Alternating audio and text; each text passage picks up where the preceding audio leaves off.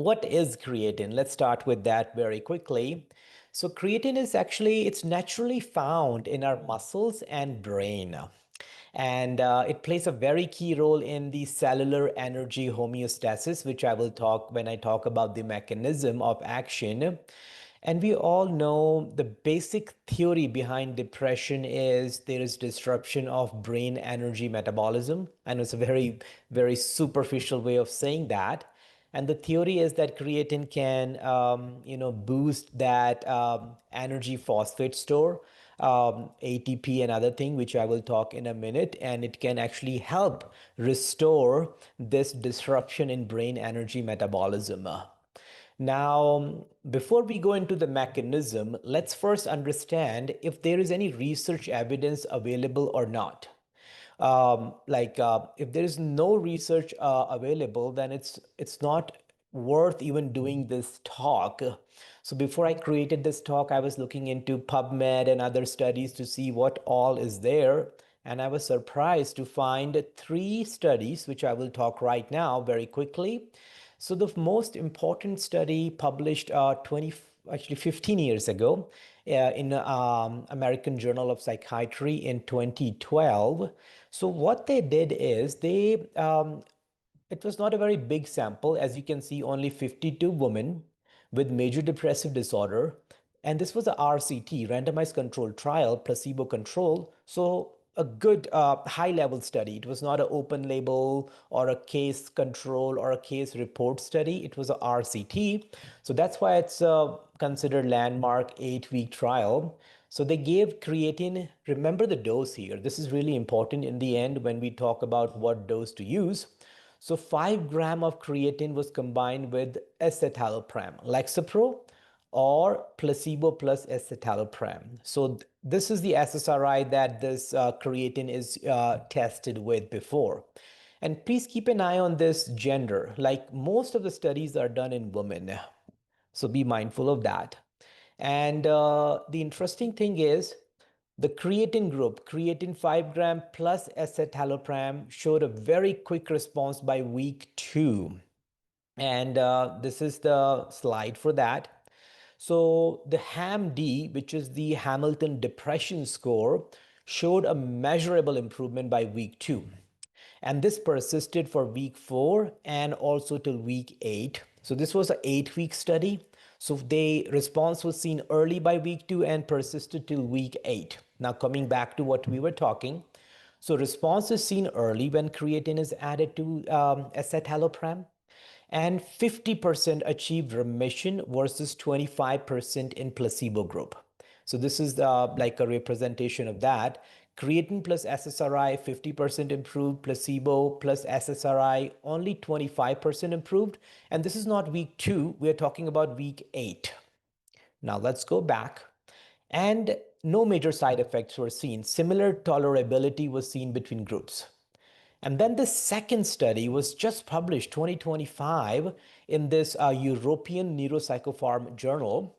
And this study was not with antidepressant augmentation, but this was with CBT.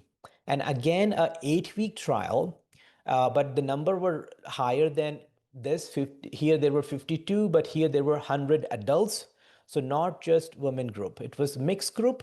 And creatine plus CBT or placebo plus CBT for 8 weeks. And again, creatine group did greater in terms of there was 5-point more improvement in PHQ-9.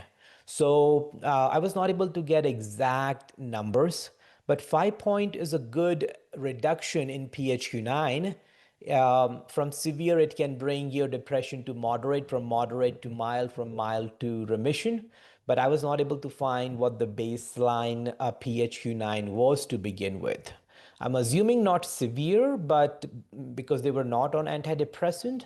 So be very mindful of that, but it was well tolerated with no major adverse event, comparable adverse event. And the third study was open label trial in adolescents. And this was all in adolescent females. So be mindful again, you see the trend. And this was SSRI-resistant adolescent female given 4 gram here. Here we don't know the dose in the CBT group, but here the first one was 5 gram. This is 4 gram. And duration is 8 weeks for all three studies. So be mindful of that. And 50%, 56% decrease in depression score was seen in creatine group, and no serious adverse events were seen. Now, this is very interesting. They tested for something called phosphocreatine level. In the creatine group, there was a significant increase in brain phosphocreatine level. And there is a way to check that, and I will talk about that in a few minutes. But creatine gets converted into phosphocreatine in our body, and phosphocreatine is the active component of creatine. And this phosphocreatine is what is responsible for the mechanism of action, which I will talk in a few minutes. But we will revisit this phosphocreatine in a few minutes. Now, this is a fourth study, but this is more not a study actually. This is a population data. And I felt like we should discuss this briefly because they looked at population who is taking creatine through diet and relationship with depression. So it's like a correlation study, right? People who are using more creatine in the diet, how often or how less they are supposed to get depressed. Now, this is very, very interesting, and we all need to know. Please Google the dietary sources of creatine. It's, I think, beef, pork, fish. I forgot the name, mussels, I believe. But there are certain animal products which can increase the creatine level for us.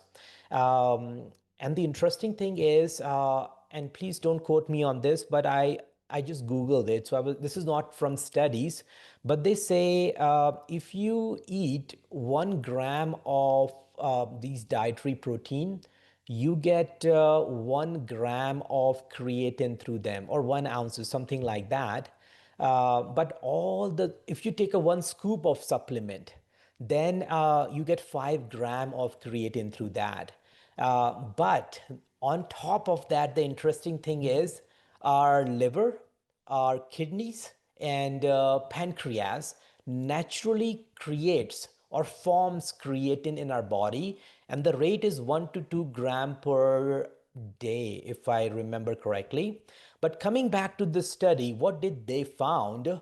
So this is that article published in 2020. They looked at 22,000 US adults, and they found adults who have higher dietary creatine intake. Let me actually make this. They had they actually looked at four of them. I can never say this right. Quartile, second quartile, third quartile, fourth quartile, and this was based on the intake. As you go to the fourth, they have a higher intake of creatine, and this is the incidence or prevalence of depression. So they found who have highest quartile, they have close to 6% depression prevalence. And those who have lower quartile, like here, they have 10% depression prevalence. But there are so many confounding factors. So they actually adjusted for confounders, and they found the highest intake group has 32% lower odds of depression. And highest association was seen in women and younger adults. So remember this population group that we are referring to: women, younger adults, higher association. Why? We don't know. I don't want to assume, but this study was a little bit interesting in that if you eat more creatine or you have more creatine intake, the odds of depression is low.